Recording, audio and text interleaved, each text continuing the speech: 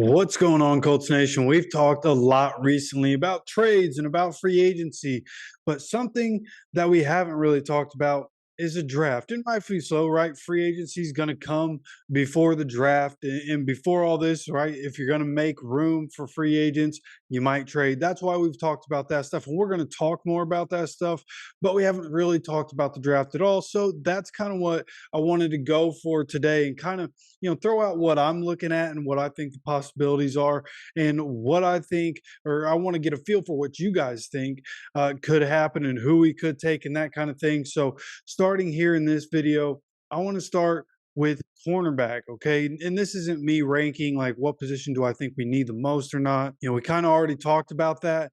But for me, looking at positions in need, these are definitely things that we've talked about needing. And I want to start with cornerback, where I think where the Colts are picking in the first round, assuming we stay at 15, I think there's a really good chance we're probably just going to stay at 15, try to pick up the best available talent there at whatever position we need. And if we go corner, then I think the two that we're going to be looking at to be a Colt are going to be Cooper DeJean, who is the cornerback from Iowa, and then you have Nate Wiggins, the cornerback from Clemson. And I could be biased here, but generally when we're talking about the cornerback position, there's a certain type of athlete that is usually better at corner, right? There hasn't been a starting cornerback that was a white guy in a very long time. Okay, traditionally, there's just a reason for that. So, Nate Wiggins, in my head, like Nate Wiggins is like, yeah, he's the easy pick.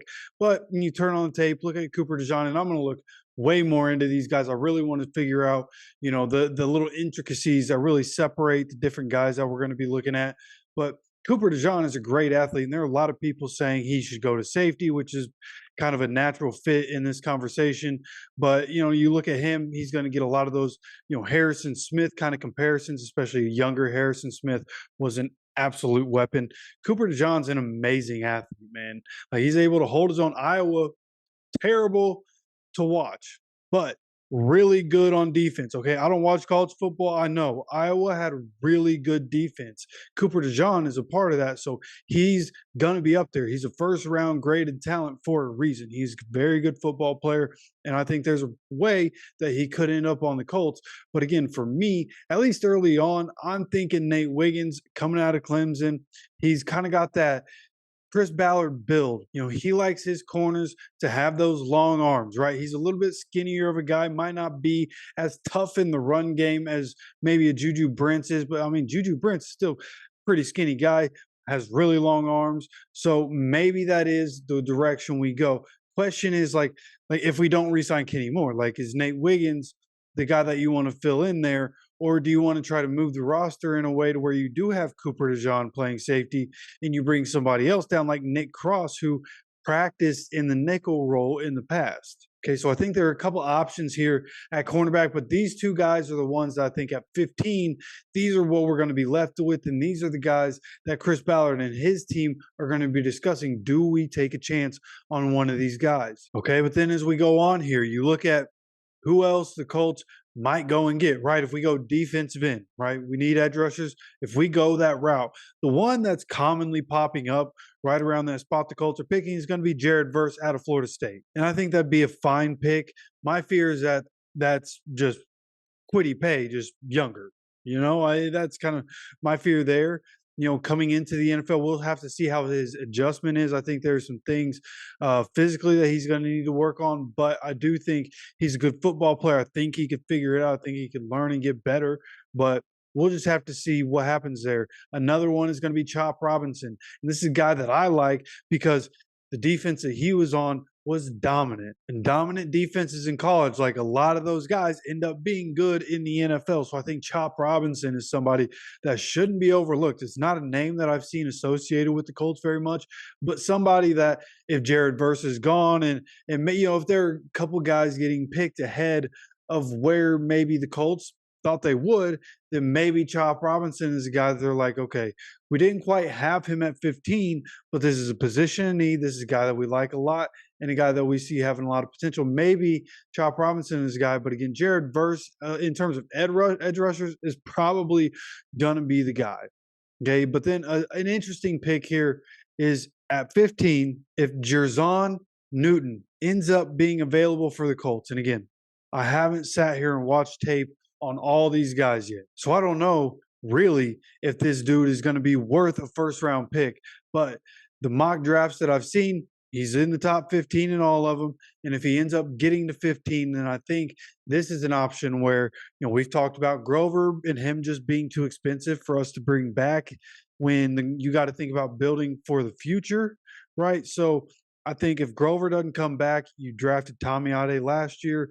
Go ahead and draft Jerzon Newton. If this is a guy that they believe could be an impact player from the middle and someone that they could develop to be an absolute disruptor as a pass rusher and in the run game, then this is a guy that they could take a chance on, right? Buck is also getting older. Could this be a guy that could be a versatile inside and just kind of move all around? Is that kind of athlete? Again, I have not looked into this. I'm going to continue to look into this, but I think now, of the interior defensive lineman, this is a name that keeps commonly coming up in that range where the Colts are going to be picking. So this is a guy that I have on my list of guys that I need to make sure I look into. Okay, and the receiver that I have the Colts picking is another one of those guys that wouldn't be my first choice. Certainly wouldn't be one of my first couple choices.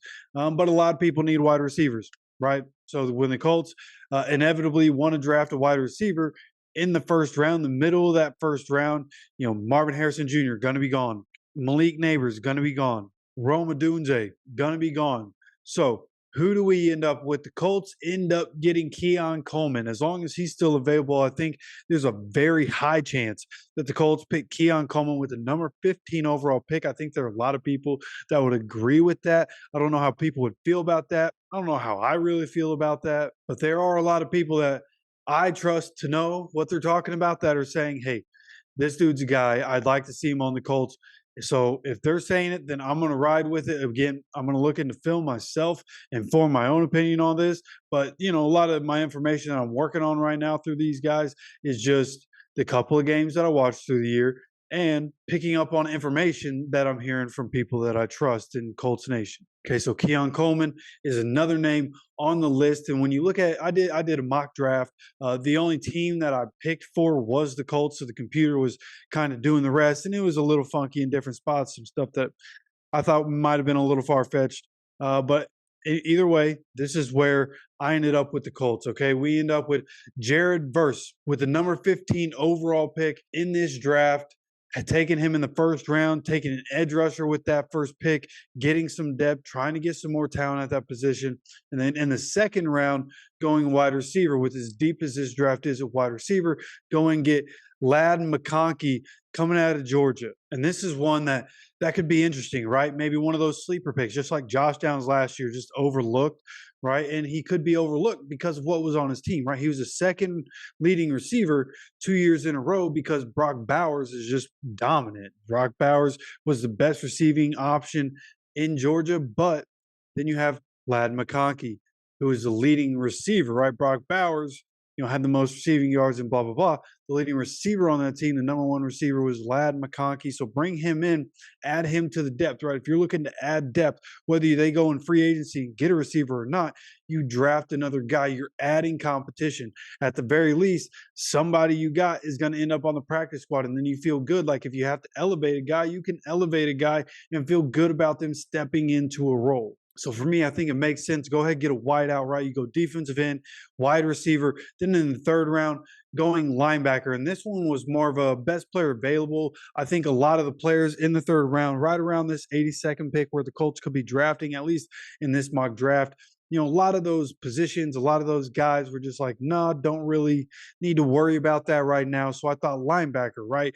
The Colts need a coverage linebacker, and linebackers are good on special teams. I think there's some dual ability here, and we'll see where they go with that, right? They have Zaire Franklin, EJ Speed, Grant Stewart, Segan Alubi. They're good at finding linebackers. So it'll be interesting to see if they agree with me here. Edgerrin Cooper, though, was a name that came up, something that I look into real quick, just some quick information on him, and thought, hey, maybe this is a guy that the Colts can end up taking a chance on. If he could turn in to a cover linebacker, then maybe he's able to play situationally where, let's just be real. Zaire Franklin's a dog. He's just not great in coverage. Okay, so maybe this is the direction they go. Third round, we'll see what they want to do there. But then the tight end. People have talked about Colts going and getting another tight end, and I could understand that, right? Especially if they end up trading Mo Cox for as little as possible, or they just cut him, or whatever they want to do with Mo Cox. A lot of people don't want him on the roster. We'll see if that happens. Andrew Ogletree could end up not being on the roster depending on